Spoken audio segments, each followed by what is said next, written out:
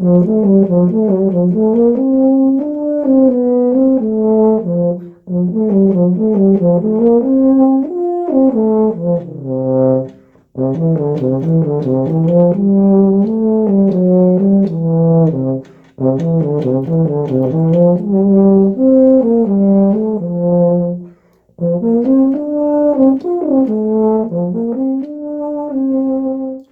this is Brian here, and I'm here to review the King 2280 Legend Soloist Euphonium.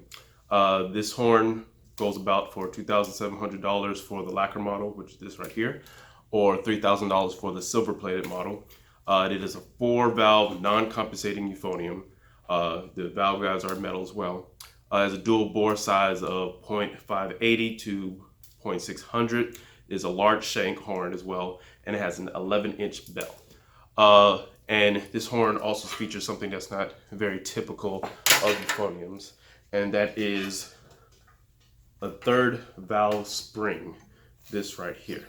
So we'll talk a little bit more about that mechanism and how it works later in review. So we're going to start off first with tone quality, response, and articulation.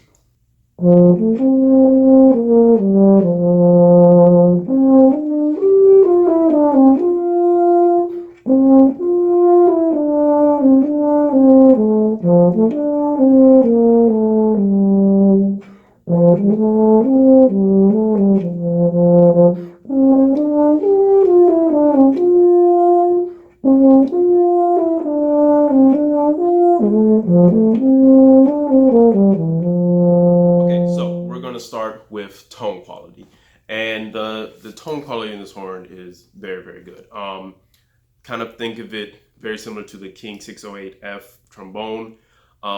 Very mellow sound, very nice, sweet, smooth sound. It's not a horn that's going to kind of jump out at you, and I say that as if somebody's playing within the ensemble. It does very well to blend with other instruments. Tuba and French horn more particularly is going to do very, very well blending with them. And if you pair this up with the King 608F, it'll do very, very good blending with that horn as well. Very smooth sound.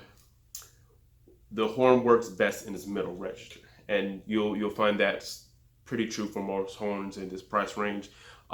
It's best heard in that middle register. So if you're talking like middle school, high school literature, this horn will definitely shine in those types of environments. And it's a very free-blowing horn. In terms of response, very free-blowing. When it comes to the actual range of the instrument, it has a very, very big bottom register. And so with this horn, you'll have a lot more quake in that lower register than you would for the middle or a high. Don't have any issues with speed or clarity of the sound. I do say the valves are pretty noisy. They're very, very clicky. That may be due to the metal valve guides, but they did include plastic valve guides as well, so you can probably just open the valves up, twist out the metal valve guide, replace with the plastic one, and that may or may not solve the issue with the loud valves. But in terms of just actual quality of the horn, the tone is very, very nice, very, very sweet, very in the background, I should say. If you're using this horn for solo work, you may need a little bit more air than you would typically on, let's just say, Yamaha or Besson, one of their top of the line horns.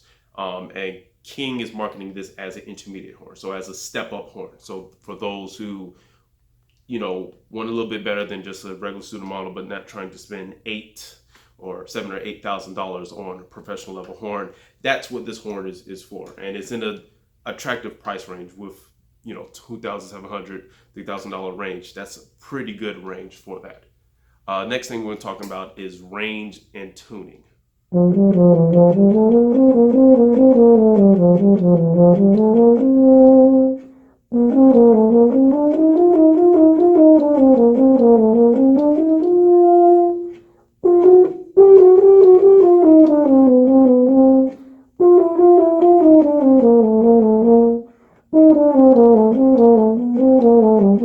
So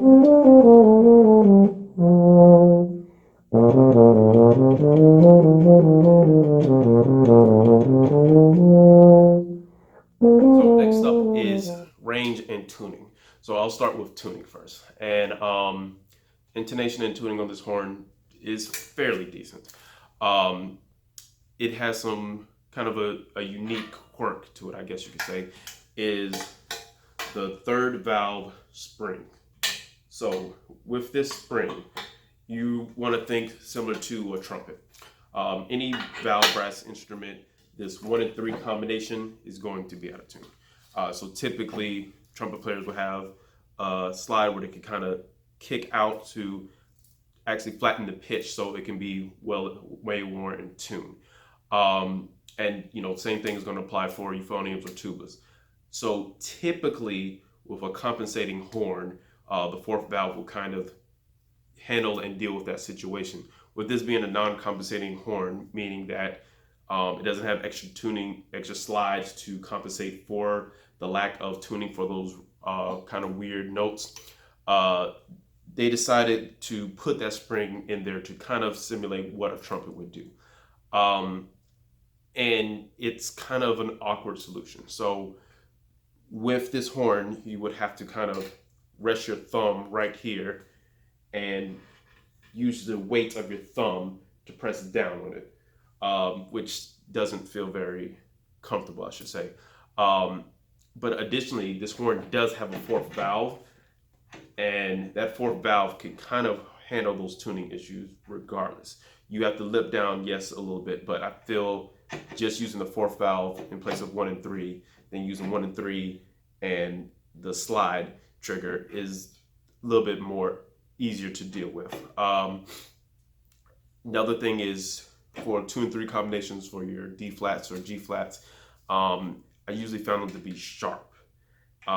Issue with that is, with this being all the way in, you could just make the horn flatter. And that was not what I really needed for those combinations. So you would have to adjust your lips for those notes to be a little bit more in tune. In terms of range, this horn has a very impressive lower register. It really quakes. For being a non-compensating horn and it being very free-blowing, it's very easy to play those lower registers.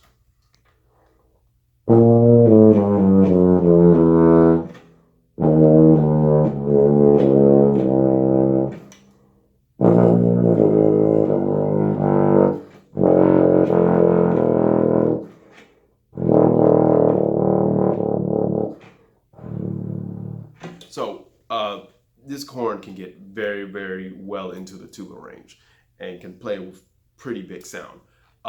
Issue with that is, because it's a non-compensating horn, you're going to have to spend a lot of time really kind of focusing on the pitch, really trying to determine for you as a player, where is that going to be? Are you flat or are you sharp on these notes? And because those notes are very wavery and hard to control, you're going to have to spend a lot of time really sitting with a tuner if you're going to wish to play down there in that register.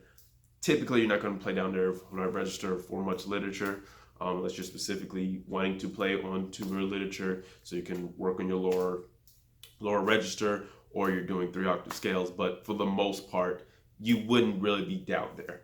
But it's great to have a horn that can play down there and can play with pretty big sound. But I've also found the upper register to be pretty thin. So anything E flat above the staff seems to be very thin in sound.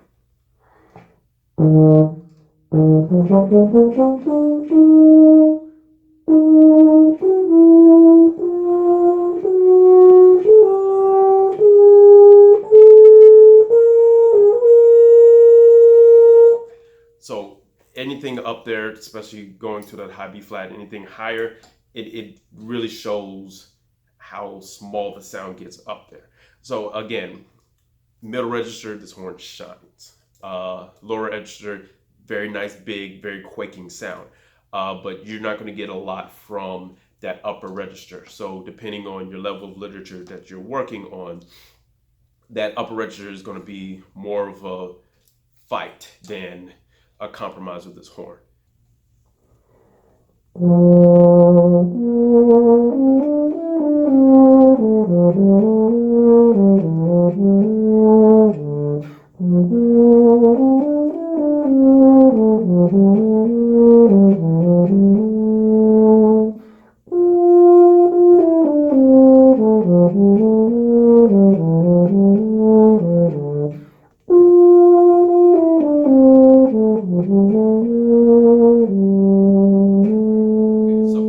Final thoughts on the King 2280 Euphonium. It's a great horn. It's a very, very good horn. Should you buy it though? So if you are a middle school student or a high school student that wants something better than just your standard student model horn like a Yamaha 201, yeah, this is a great step up. It has great middle register, has a very capable lower register, and because of the large bore size, you're going to get a much bigger sound out of it. It's going to require more air, of course, but it's going to give you a much bigger and broader sound. As a college student, this may or may not be a good horn for you. If you're doing it casually, just playing in a community band or just playing for fun, then yes, this will be a good horn for you. If you are a serious college student looking for, performance or education degree, this horn could probably hold you back. Only because it's not a compensating horn, so tuning is going to be a definite issue. And most professors are going to prefer you to have 3+1 valve configuration. But that, as well as the kind of thin upper register, and if you're dealing with college literature, it's going to be up in that upper register. Quite a few pieces are going to use that. And with it being so thin and kind of hard to get out, this may not be the best horn for that. But as I am a music teacher, I also think from an educator standpoint, and if you were to stock your band room with these, that would be great. Definitely for middle school programs, for your older kids or your students who's been experienced, this is a great horn for them. They should be able to feel right away the difference from playing on this horn than your standard beginner horns or your stock horns. With high schools, if you're on a budget, this will be a great alternative. And so instead of getting the Yamaha Neos or the Best in Sovereigns, Best in Prestige, this will be a good alternative for a high school group. I did have one issue with this horn, and that is the actual shank receiver. So it is a large shank horn. However, my mouthpiece flies off extremely easy. And so I had a lot of issues with my mouthpiece.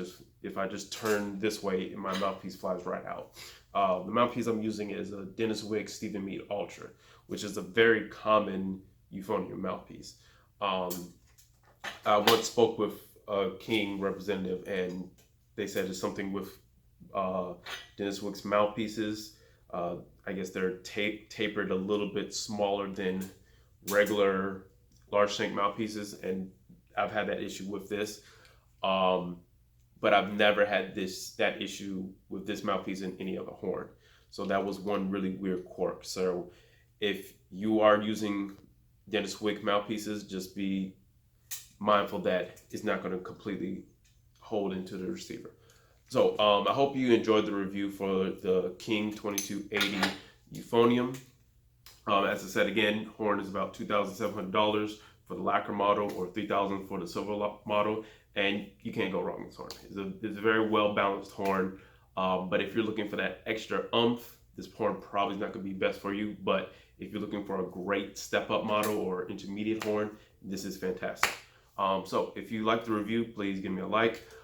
If you have any comments, questions about the horn or about playing, just leave it in the comments below. Thank you, and thanks for watching.